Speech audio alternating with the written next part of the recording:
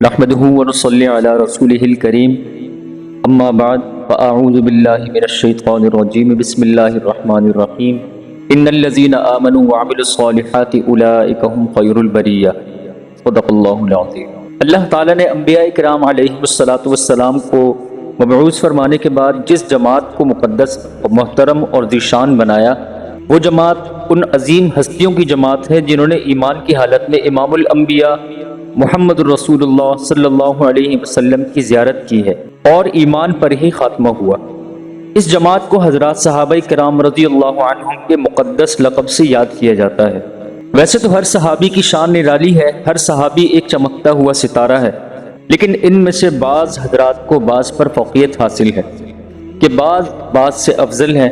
حضرت عمر رضی اللہ تعالیٰ عنہ کے حوالے سے آپ صلی اللہ علیہ وسلم کا ارشاد مبارک ہے، جس کا مفہوم ہے کہ صحابہ میں سے بعض حضرات بعض سے افضل ہیں۔ قرآن پاک کے اندر بے شمار آیات ہیں کہ جن میں شان صحابہ کو بہترین انداز میں بیان کیا گیا ہے،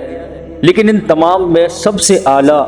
سیدنا صدیق اکبر رضی اللہ تعالیٰ عنہ کی ذات گرامی ہے۔ حضرت ابو بکر صدیق رضی اللہ تعالیٰ عنہ کی فضیلت قرآن و احادیث میں بے شمار مقامات پر بیان کی گئی ہے۔ آپ رضی اللہ تعالیٰ عنہ کی سب سے بڑی فضیلت یہ ہے کہ امام الانبیاء محمد الرسول اللہ صلی اللہ علیہ وسلم نے حضرت ابو بکر صدیق رضی اللہ تعالیٰ عنہ کو اپنا خلیل بنانے کی آرزو فرمائی، اور ایک جگہ فرمایا کہ اگر میں کسی کو دوست بناتا تو حضرت ابو بکر صدیق رضی اللہ تعالیٰ عنہ کو اپنا دوست بناتا۔ جس کو سرور کائنات محبوب خدا صلی اللہ علیہ وسلم اپنا دوست بنانے کی تمنا کریں تو اس شخص کی کیا ہی کہنے، اس شخص کی کیا فضیلت ہوگی اور اس کا کیا مقام ہوگا۔ اور یہی حضرت ابو بکر صدیق رضی اللہ تعالیٰ عنہ ہے کہ جن کے متعلق آپ صلی اللہ علیہ وسلم نے فرمایا تھا کہ میں سب کے احسان کا بدلہ دے سکتا ہوں، لیکن ابو بکر صدیق رضی اللہ تعالیٰ عنہ کے احسانات کا بدلہ اللہ ہی دے گا۔ حضرت ابو بکر صدیق رضی اللہ تعالیٰ عنہ کی افضلیت کا اندازہ اس حدیث مبارکہ سے بھی لگایا جا سکتا ہے۔ ایک مرتبہ حضرت ابو درداء رضی اللہ تعالیٰ عنہ فرماتے ہیں کہ میں رسول اللہ صلی اللہ علیہ وسلم کے ساتھ چل رہا تھا، اس حال میں کہ حضرت سیدنا صدیق اکبر رضی اللہ تعالیٰ عنہ پیچھے تھے اور میں ان سے آگے چل رہا تھا۔ تو آپ علیہ الصلوۃ والسلام نے مجھے فرمایا کہ تم اس شخص سے آگے کیوں چل رہے ہو جو کہ تم سے بھی بہتر ہے، اور اس کے بعد فرمایا کہ جتنے لوگوں پر بھی سورج طلوع ہوا ہے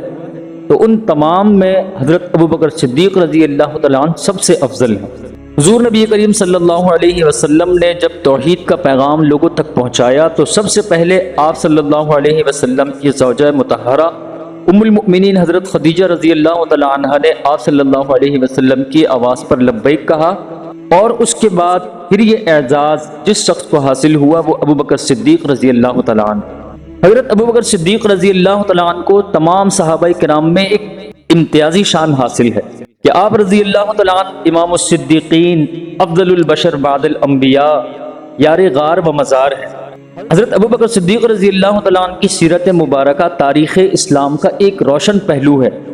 اور قیامت تک کے آنے والے انسانوں کے لیے ایک بہترین مشعل راہ ہے۔ اللہ رب العزت جب کسی بندے کو صدیقیت کے مقام پر فائز کرتا ہے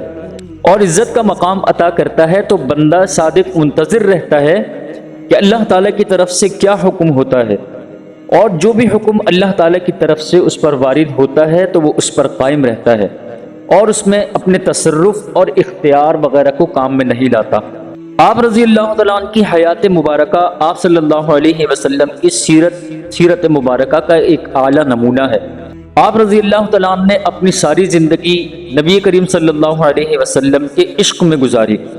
اور صحیح معنی میں حضور نبی کریم صلی اللہ علیہ وسلم کے جانثار ساتھی ہونے کا حق ادا کر دیا۔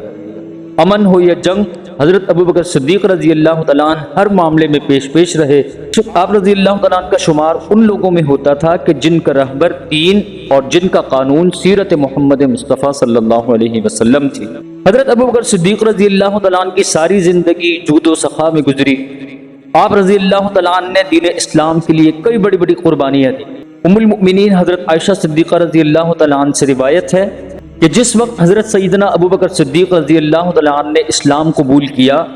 تو اس وقت آپ رضی اللہ تعالیٰ عنہ کے پاس 40,000 درہم تھے،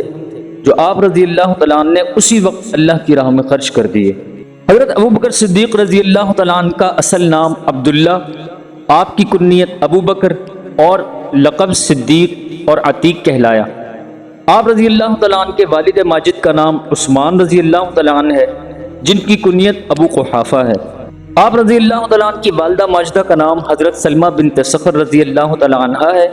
جن کی کنیت ام الخیر سے مشہور ہوئی۔ حضرت ابو بکر صدیق رضی اللہ تعالیٰ عنہ کو صدیق کیوں کہا گیا؟ حضرت نبی کریم صلی اللہ علیہ وسلم جب واقعہ معراج سے تشریف لائے اور قریش مکہ کو اپنی معراج کے سفر سے متعلق آگاہ کیا تو سب ہنسنے لگے اور طرح طرح کی باتیں کرنے لگے، لیکن جب حضرت ابو بکر صدیق رضی اللہ تعالیٰ عنہ کو واقعہ معراج کے بارے میں پتہ چلا تو آپ رضی اللہ تعالیٰ عنہ نے فرمایا، میں آپ صلی اللہ علیہ وسلم کے معراج پر جانے کی تصدیق کرتا ہوں۔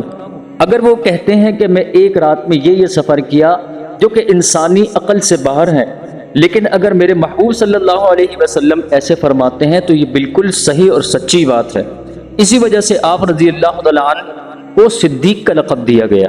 حضرت عبداللہ بن زبیر رضی اللہ تعالیٰ عنہ سے مروی ہے کہ نبی کریم صلی اللہ علیہ وسلم نے حضرت ابو بکر صدیق رضی اللہ تعالیٰ عنہ کے بارے میں فرمایا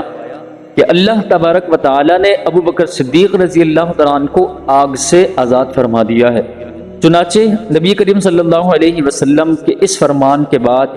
آپ رضی اللہ تعالیٰ عنہ عتیق کے لقب سے بھی مشہور ہوئے۔ حضرت سیدنا ابو بکر صدیق رضی اللہ تعالیٰ عنہ کی کنیت ابو بکر کے بارے میں منقول ہے کہ آپ رضی اللہ تعالیٰ عنہ اعلیٰ خصلتوں کے مالک تھے، اعلیٰ صفات کے حامل تھے، اس لیے آپ رضی اللہ تعالیٰ عنہ ابو بکر کے نام سے مشہور ہوئے، جو اس کے بعد آپ رضی اللہ تعالیٰ عنہ کی کنیت ٹھہری۔ حضرت ابو بکر صدیق رضی اللہ تعالیٰ عنہ کا سلسلہ نسب کچھ اس انداز میں ہے۔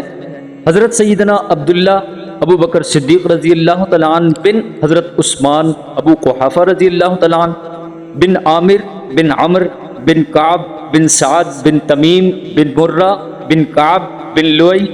بن غالب بن فہر بن مالک بن نضر بن کنانہ بن خزیمہ بن مدرکہ بن الیاس بن مزار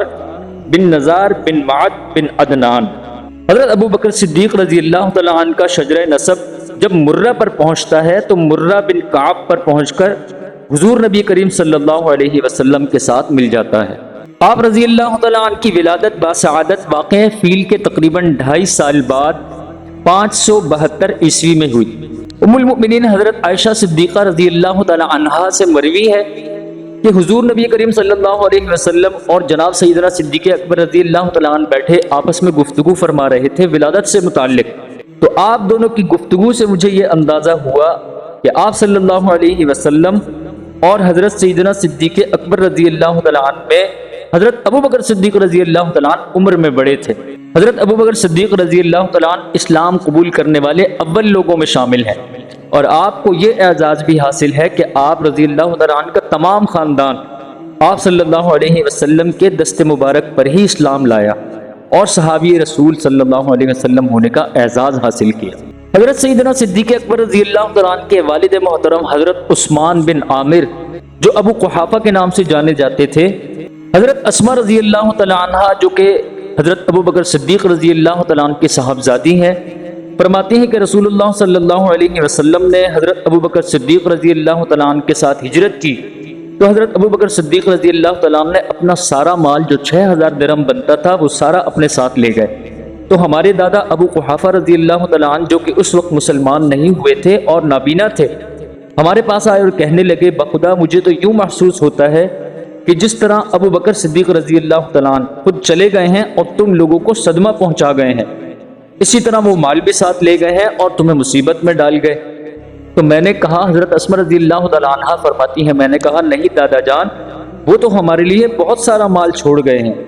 اور میں نے پھر اس کے بعد کمرے میں کچھ پتھر رکھ دیے اور ان پتھروں پر کپڑا ڈال دیا، اور اس کے بعد میں نے ابو قحافہ رضی اللہ تعالیٰ عنہ اپنے دادا کو لے کر سامان کے اوپر ہاتھ لگوایا تو کہنے لگے کہ ہاں یہ تو خوب ہے اور کافی ہے تم لوگوں کے لیے۔ حضرت ابو قحافہ رضی اللہ تعالیٰ عنہ فتح مکہ کے دن اسلام لائے۔ حضرت ابو بکر صدیق رضی اللہ تعالیٰ عنہ اپنے والد ابو قحافہ رضی اللہ تعالیٰ عنہ کو خود لے کر آپ صلی اللہ علیہ وسلم کی خدمت میں حاضر ہوئے،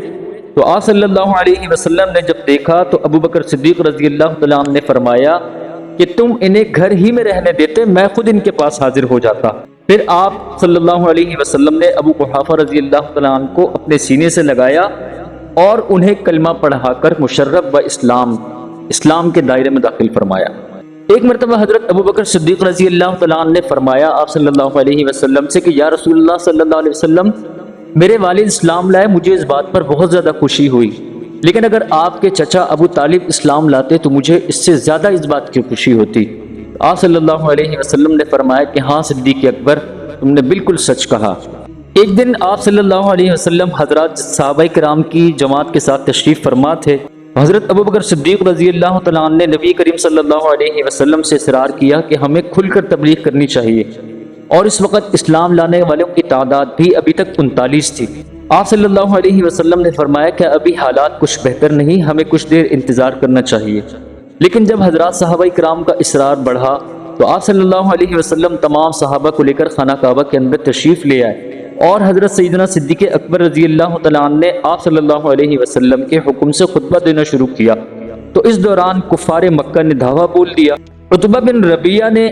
آپ رضی اللہ تعالیٰ عنہ پر تشدد کرنا شروع کر دیا، جس کی وجہ سے آپ رضی اللہ تعالیٰ عنہ کا چہرہ مبارک سوج گیا۔ اسی دوران آپ رضی اللہ تعالیٰ عنہ کے قبیلے کے کچھ لوگ آئے اور انہوں نے عتبہ بن ربیعہ کے چنگل سے آپ رضی اللہ تعالیٰ عنہ کو چھڑایا اور آپ کے گھر پہنچا دیا۔ جب آپ رضی اللہ تعالیٰ عنہ اپنے گھر پہنچ گئے تو آپ کی والدہ محترمہ ام الخیر رضی اللہ تعالیٰ عنہ، جو کہ اس وقت اسلام نہیں لائی تھیں، تو انہوں نے آپ رضی اللہ تعالیٰ عنہ کو کچھ کھلانے پلانے کا ارادہ کیا، مگر آپ رضی اللہ تعالیٰ عنہ نے فرمایا کہ جب تک میں اللہ کے محبوب صلی اللہ علیہ وسلم کو نہیں دیکھ لوں گا اس وقت تک کچھ نہیں کھاؤں گا۔ تو انہوں نے اپنی والدہ محترمہ سے آپ صلی اللہ علیہ وسلم کی طبیعت معلوم کی، تو انہوں نے فرمایا کہ مجھے آپ صلی اللہ علیہ وسلم کے بارے میں کچھ معلوم نہیں ہے۔ تو حضرت ابو بکر صدیق رضی اللہ تعالیٰ عنہ نے فرمایا کہ آپ ام جمیل رضی اللہ تعالیٰ عنہ کے گھر جائیں اور ان سے آپ صلی اللہ علیہ وسلم کی طبیعت معلوم کریں۔ پھر آپ رضی اللہ تعالیٰ عنہ کی والدہ محترمہ ام الخیر رضی اللہ تعالیٰ عنہ ام جمیل رضی اللہ تعالیٰ عنہ کے گھر گئیں اور ان سے آپ صلی اللہ علیہ وسلم کا حال دریافت کیا، تو انہوں نے بھی یہی فرمایا کہ مجھے بھی آپ صلی اللہ علیہ وسلم کا حال معلوم نہیں۔ پھر حضرت ام جمیل رضی اللہ تعالیٰ عنہ ام الخیر رضی اللہ تعالیٰ عنہ کے ساتھ آپ رضی اللہ تعالیٰ عنہ کے گھر تشریف لے آئیں اور حضرت سیدنا صدیق اکبر رضی اللہ تعالیٰ عنہ کا حال دریافت کیا، اور اس کے بعد حضرت ابو بکر صدیق رضی اللہ تعالیٰ عنہ کی والدہ محترمہ ام الخیر رضی اللہ تعالیٰ عنہ اور ام جمیل رضی اللہ تعالیٰ عنہ حضرت ابو بکر صدیق رضی اللہ تعالیٰ عنہ کے ساتھ دار ارقم تشریف لے گئے، جہاں پر آپ صلی اللہ علیہ وسلم موجود تھے۔ آپ صلی اللہ علیہ وسلم نے آپ رضی اللہ تعالیٰ عنہ کو بوسہ دیا، اور جب اپنے اس جانثار ساتھی کی حالت دیکھی تو آپ پر رقت طاری ہو گئی۔ اس کے بعد حضرت ابو بکر صدیق رضی اللہ تعالیٰ عنہ نے اللہ کے نبی صلی اللہ علیہ وسلم سے فرمایا کہ آپ میری والدہ محترمہ کی اسلام لانے کے لیے دعا فرمائیں۔ آپ صلی اللہ علیہ وسلم نے اس وقت ام الخیر رضی اللہ تعالیٰ عنہ کے اسلام لینے کے لیے دعا فرمائی، وہ دائرہ اسلام میں داخل ہو گئیں۔ حضرت ام الخیر رضی اللہ تعالیٰ عنہ حضرت ابو بکر صدیق رضی اللہ تعالیٰ عنہ کے وصال کے کچھ عرصے بعد ہی اس دار فانی سے کوچ فرما گئی۔